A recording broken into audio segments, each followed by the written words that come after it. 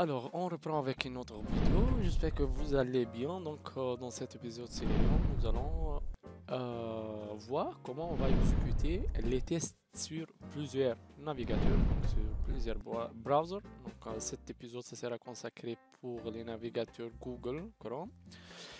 Puis, l'épisode suivant, ça sera pour Mozilla Firefox. Et la troisième pour Internet Explorer. Donc, juste cette vidéo-là, cette capsule vidéo, seulement pour Google Chrome. N'oubliez pas d'abonnez-vous et d'activer les notifications.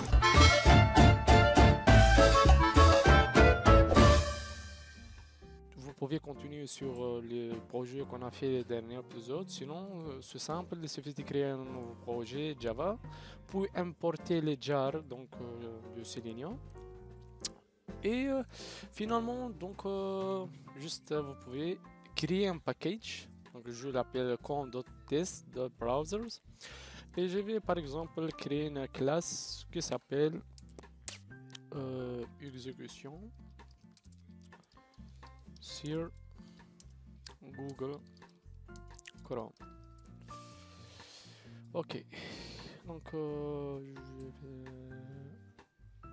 cocher pour ajouter les public static void main, comme ça c'est bon. Donc la première étape, donc on doit télécharger le driver de Selenium, donc les drivers correspondant aux versions installées dans votre machine de Google Chrome. Donc c'est simple, il suffit d'ouvrir les navigateurs, puis on appuie sur cette icône là, puis aide à propos de Google Chrome. Donc on voit ici la version, donc 78.0.39. Donc je peux par exemple prendre celle-là. Je crée télécharger Chrome Driver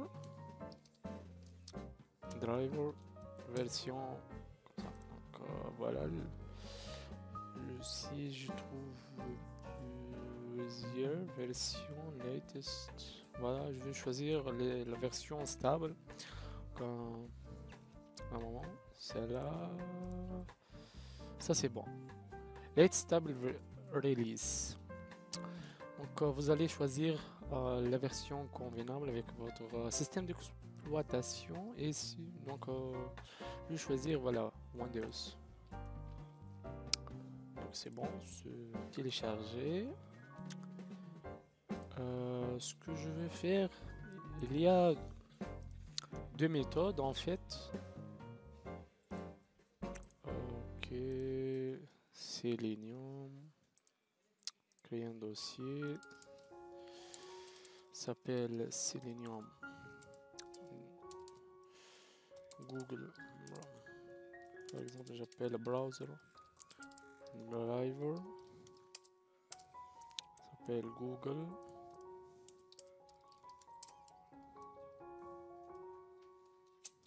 On va mettre ici, extraire, c'est bon, je supprime celle-là. D'accord, voilà. En fait, il y a deux méthodes. Vous pouvez soit aussi créer un dossier. Donc, dans notre projet, un nouveau dossier folder, par exemple, vous pouvez l'appeler lib et vous pouvez les mettre donc sur Chrome Driver. Ici, on fait un link direct vers votre projet. Sinon, vous pouvez les mettre dans votre machine, donc soit dans C ou bien D ou bien n'importe quel emplacement. Alors, l'étape suivante, on va aller vers la classe qu'on a créée. Donc, et je définis les properties pour Chrome Driver. Il suffit donc de taper system.setProperty. Voilà, c'est ça. Donc, les keys, c'est mettre entre double quote sur le webdriver.chrome.driver. C'est bon. Il évalue si le path que vous avez dans lequel vous avez mettre votre Chrome Drive qu'on a déjà installé maintenant. Donc c'est ça, c'est simple pour le trouver les liens. Il suffit d'accéder vers celle-là, copier ces chemins-là et je vais les mettre ici. Et bien sûr, je dois ajouter donc le nom du fichier exécutable .exe. Donc c'est le Chrome Driver .exe. C'est bon, comme ça. Comme ça, donc je définis le property for Google Chrome. Donc je vais faire un commentaire pour que tout va bien et facile à comprendre. Donc voilà. L'étape suivante, c'est de créer une instance peut-être pour tester. Donc je vais créer une instance du WebDriver. Donc ce que je vais faire, c'est importer le WebDriver. Voilà, il faut utiliser la bibliothèque C Selenium. Je vais l'appeler WebDriver égale à new WebDriver. Voilà, c'est bon. Maintenant, je vais créer une instance du WebDriver. Donc, ce que je vais utiliser WebDriver sur le WebDriver égale à new et le Chrome Driver.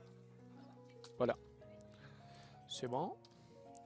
Par exemple, je veux lancer le navigateur pour afficher par exemple Google, l'URL de Google. Ce que je fais, donc launch website, donc mettre webdriver.navigate par exemple, tout, et je donne l'URL par exemple www, on va mettre https www.google.com. Voilà, c'est bon, je peux exécuter, donc run as Java application. On attend un peu de temps. Et voilà. Je vais vous montrer rapidement la deuxième méthode, c'est que je vais mettre le Chrome Driver dans le projet. Ici dans lib, je vais faire un coller. Donc, il est ici. Donc les System Property for Chrome Driver donc va être changé. C'est pas ici. On va changer celle-là. Ok. Et qu'est-ce qu'on va mettre?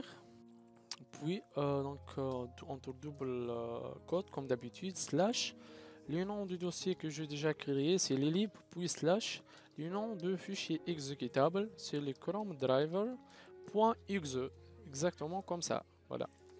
Et je vais exécuter une autre fois l'application. Donc on voit l'affichage de fenêtre.